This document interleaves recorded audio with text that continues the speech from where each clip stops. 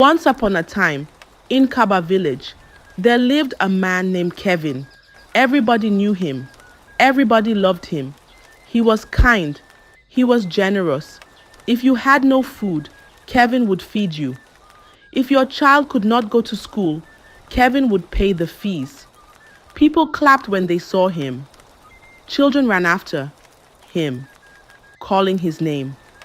Kevin, Kevin. The village elders praised him. May the gods bless you, my son. But Kevin had a secret, a big secret. Every Sunday night when the moon was high, Kevin left his big house. He walked through the village, past the sleeping houses, past the empty market, straight to the cemetery. People saw him. People whispered, "Where is Kevin going?" they asked. But whenever they asked him, Kevin would smile, a slow, gentle smile. "I am going to pray for my mother," he said. And because he was a good man, they believed him. But he was lying.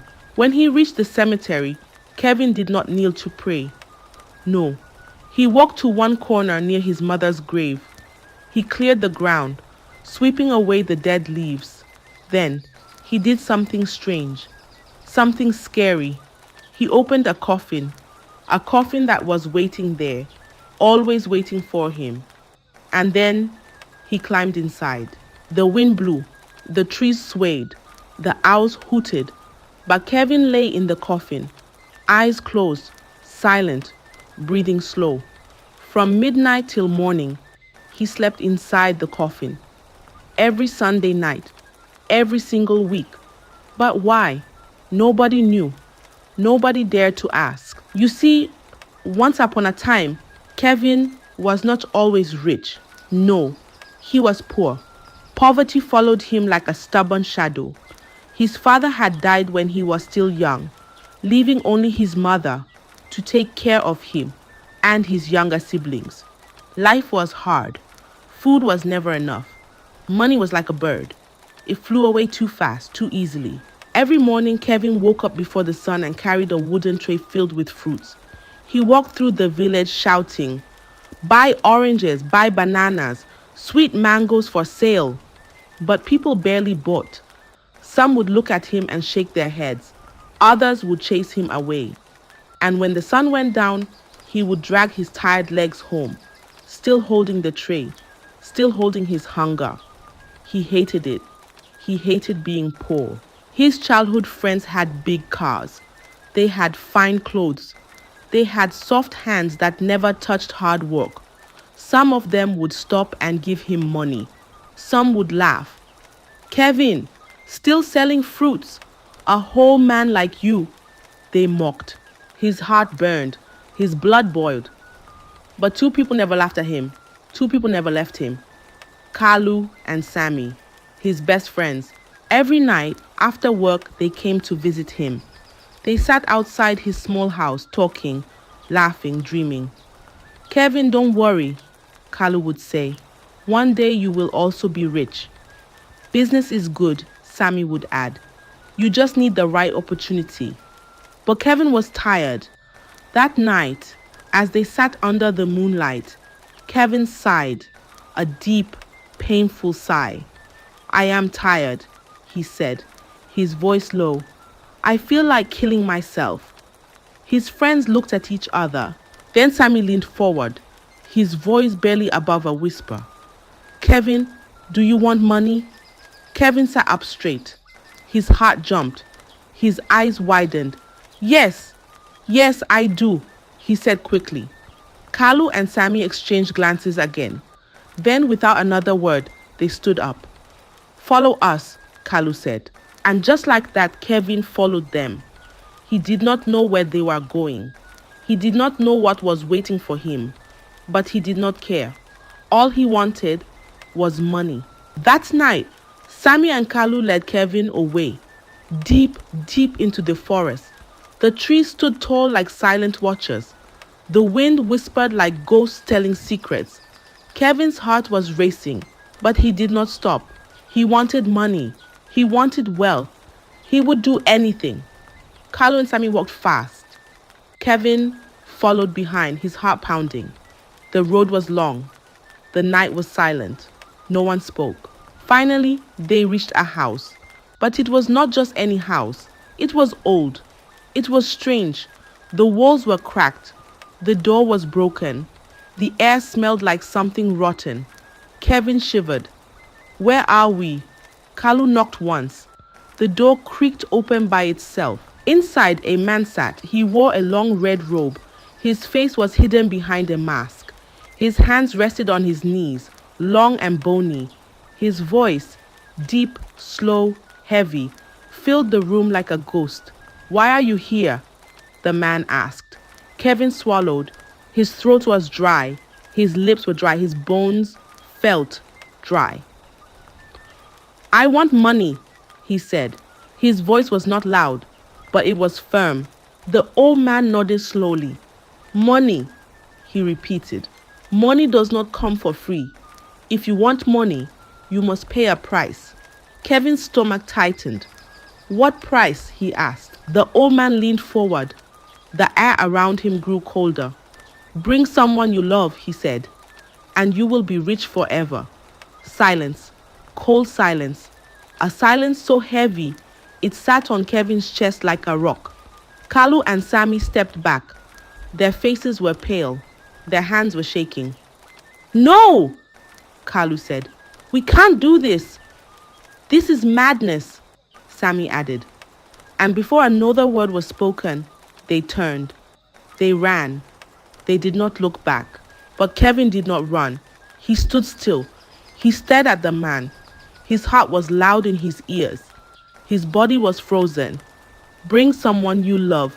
Bring someone you love." His mother's face flashed in his mind. Her warm smile. Her soft hands. Her tired eyes. He thought about the big cars, the fine clothes, the people who laughed at him, the hunger, the shame. He thought and thought and thought. Then he made a terrible decision. The night was quiet. The moon was full. The stars washed from the sky. Kevin walked home slowly. His feet felt heavy. His heart felt heavier. As he entered the compound, he saw her, his mother, sitting outside, humming softly. She always sang at night. A slow, sweet song. A mother's song. She turned and smiled. "My son, you're back." Kevin nodded. "Yes, Mama." She patted the stool beside her. "Come and sit. Let's talk." But Kevin did not sit. He did not talk. He just stared at her. Her wrinkled hands, her tired face. The woman who had carried him in her womb. The woman who had suffered for him. He took a deep breath. "I cooked for you," he said, forcing a smile. "Your favorite soup." His mother's face lit up. "Ah, my son, you always think of me." She followed him inside, sat down, watched as he served the food. The smell filled the room, hot, fresh, delicious. But inside the soup, inside the thick, rich broth, was something else, something no one could see. A sleeping herb, strong, powerful, silent. His mother took the first spoon, then another, then another. She smiled.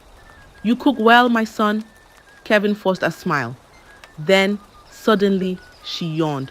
"My son, I feel so tired," she murmured. Her eyes fluttered. Her hands grew weak. The spoon dropped from her fingers. She leaned back, and then, silence. Kevin stared at her. His heart pounded. She was not dead. Not yet, but she would not wake up. Quickly, he moved. He grabbed a wooden cart. He lifted her gently, carefully, onto it. The night was darker now. The road was lonely. The village was asleep. Slowly, he pushed the cart through the small back paths, through the thick bushes, past the farms, past the trees. His hands trembled. His legs shook, but he did not stop. He reached the forest, the house. The old man was waiting. "You have done well," the man said. Kevin did not speak. He could not. The old man sprinkled a black powder over his mother's body. He chanted strange words. The air turned cold. The trees whispered, the ground trembled, a strong wind blew. Kevin's mother took her last breath. The old man turned to him. It is done. Kevin still did not speak. He felt nothing. The next morning, he opened his eyes, but he was not in his small house. He was in a mansion. His walls were golden. His bed was soft. His torn clothes were gone. He wore fine garments. His empty pockets were full of money. Everything he ever wanted was now his. But the woman who loved him the most was gone forever. The news spread fast. The villagers whispered. The boy who once sold fruit now lived in a golden mansion. Kalu and Sammy came to see for themselves. They walked through the grand gate. They looked around. Everything was shining. The floors, the walls, even the chairs. Servants moved up and down, carrying trays of food. Perfume filled the air, the smell of wealth. Kalu whistled. Kevin, this is unbelievable. Sammy nodded. Where did all this come from? Kevin smiled, but inside his heart raced. He could see it in their eyes, the questions, the suspicions. Then Sammy asked the question that made his chest tighten. Kevin, where is your mother? Kevin's smile faded. Kalu stepped forward. How did you get all this money? Kevin swallowed. His friends were too smart. If they found out the truth, it was over. He had to stop them. That evening he threw a feast, the biggest feast the village had ever seen. Meat, wine, music, laughter. But his eyes were on Kalu and Sammy. He filled their cups himself. He poured the wine, but inside he mixed something, a strong sleeping potion. Sammy drank first, then Kalu. Minutes passed. Sammy blinked. His head dropped. His body slumped forward. Kalu tried to stand, but his legs failed him. Kevin, what is this? His voice was weak. Kevin did not answer. He only moved quickly. He took a rope. He wrapped it around Sammy's neck. He pulled, tight, tighter, strangling him to death. Sammy gasped. His body jerked. Then, stillness. Kevin turned to Kalu and started strangling him too. But before he could finish, boom, boom, boom. A loud knock at the gate. Kevin froze. His heart pounded. He thought fast. He dragged both bodies to a hidden chamber beneath the house. The floor swallowed them, leaving no trace. That night, he carried Sammy's lifeless body. He dug a shallow grave behind the mansion. He buried him under the cold earth. But what Kevin did not know, Kalu was not dead. Hours later, in the darkness of the chamber, Kalu's eyes opened. His head ached. His body was weak, but he was alive. Slowly, painfully, he crawled. He found a small opening. With the last of his strength, he dragged himself out. And before the sun rose, he fled the village. Kevin had money, plenty of it. But money was like palm wine. It made him thirst for more. One evening, as he sat in his grand house, staring at his golden plates, he sighed. I need more money. I want to use money to clean my mouth after eating, he said to himself. His greed burned inside him like fire. So he went back to the oracle. The old man sat in the dark room, waiting, as if he already knew Kevin would return. Kevin did not waste time. I want more. The oracle nodded slowly. Then give to the poor. Solve everyone's problem for 3 days. Kevin frowned. Give my money away? The oracle's eyes glowed. Only for 3 days. Then you will have more than you ever imagined. Kevin hesitated, but greed pushed him forward. He agreed. The next morning, he called his servants. Cook food for the villagers. Give money to everyone. Solve all their problems. And so, for 3 days, Kevin became a giver. He fed the hungry. He paid debts. He gave gifts. The villagers clapped. They sang his name. Kevin, the generous one. But after the third day, Kevin sat in his mansion and looked around. He had almost nothing left. His pockets were light. His house no longer felt golden. He marched back to the oracle. I have done what you asked. Where is my reward? The old man smiled, a slow, knowing smile. Now, he said, you must sleep in a coffin for 7 days. Kevin's heart skipped. A coffin? He asked. The oracle nodded. Do it, or lose everything in 24 hours. Kevin's mouth was dry. His hands were sweaty. But he had come too far. He could not turn back. He closed his eyes, took a deep breath, and agreed.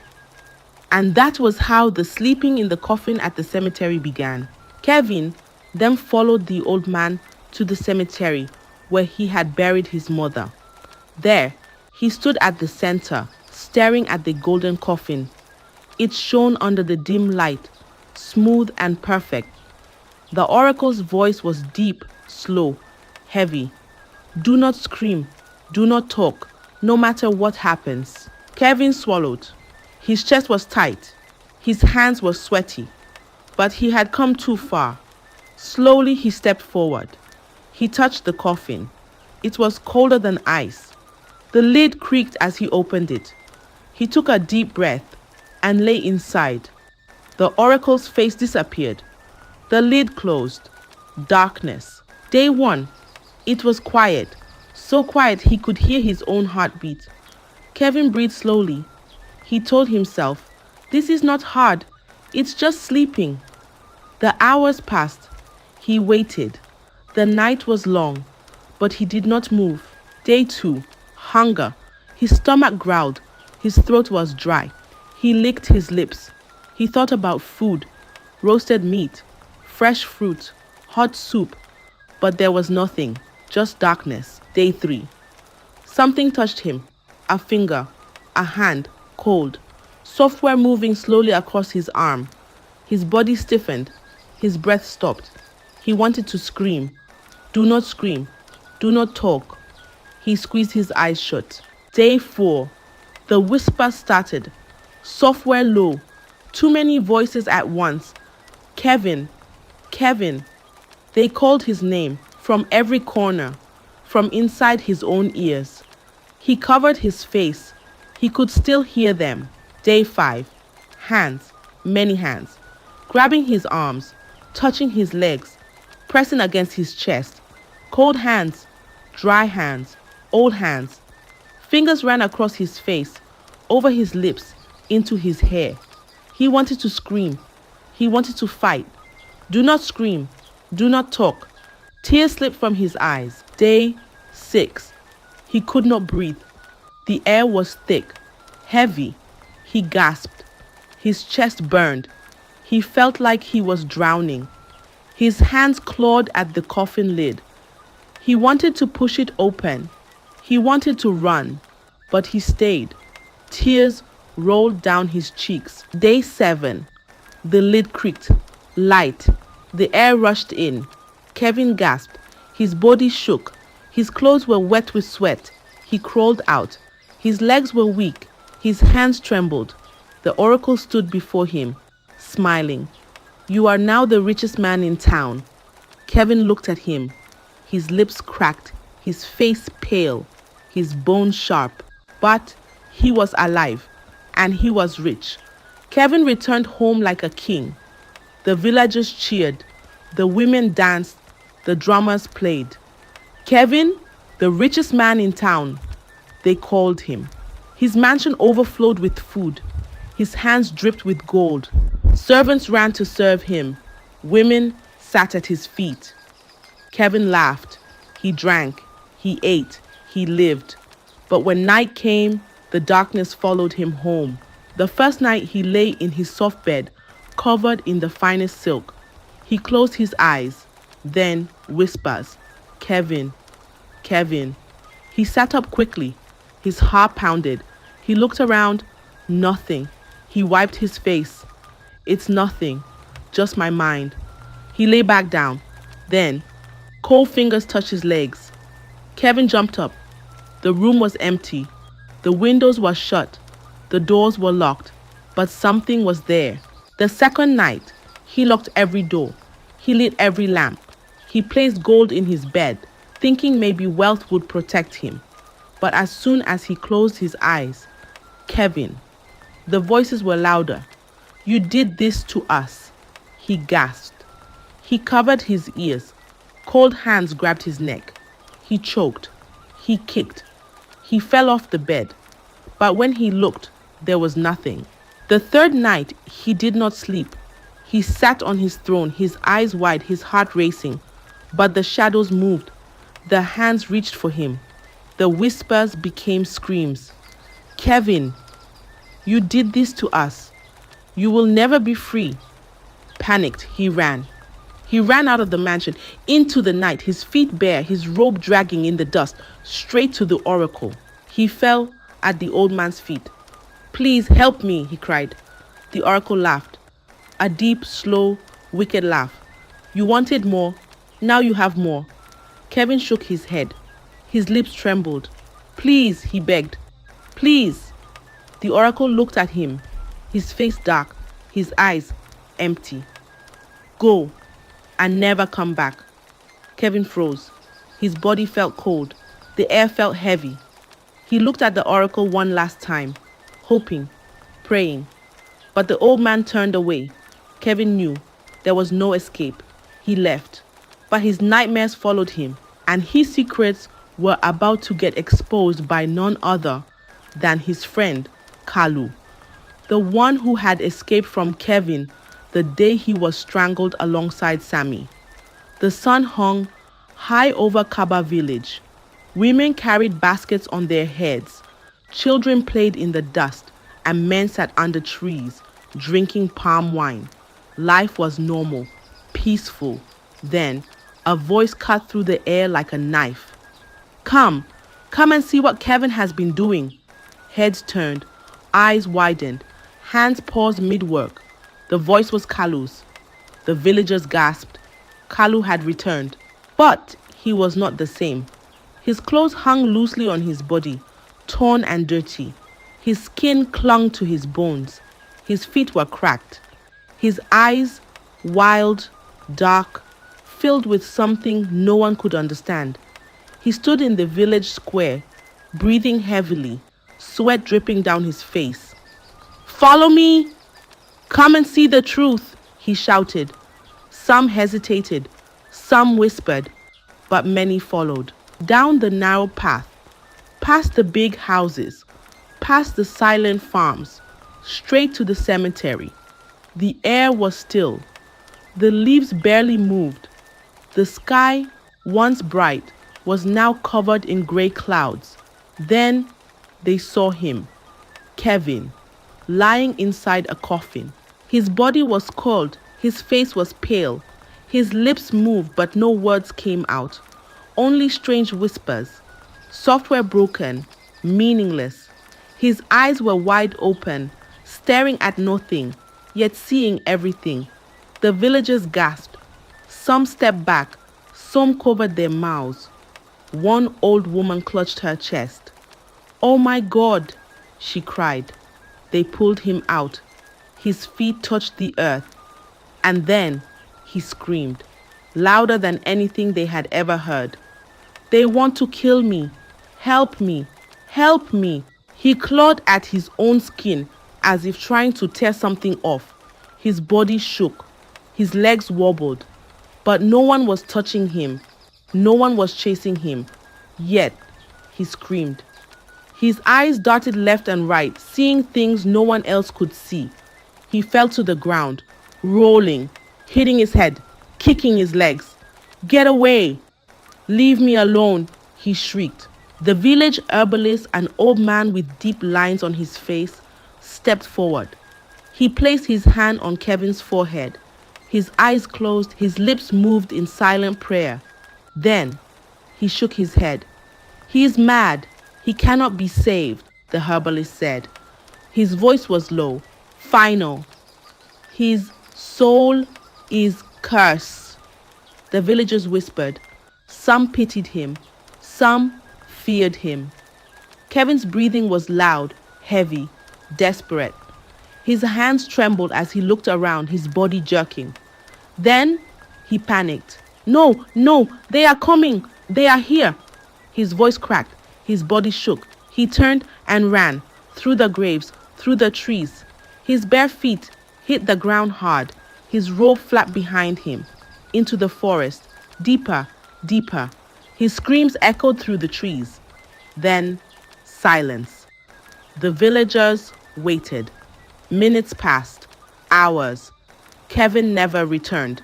That same day, the villagers marched to his mansion, but it was gone. The golden gates, gone. The big house, gone. The servants, the treasures, the riches, gone. Only a dry, empty land remained. The villagers stood, mouths open, eyes wide.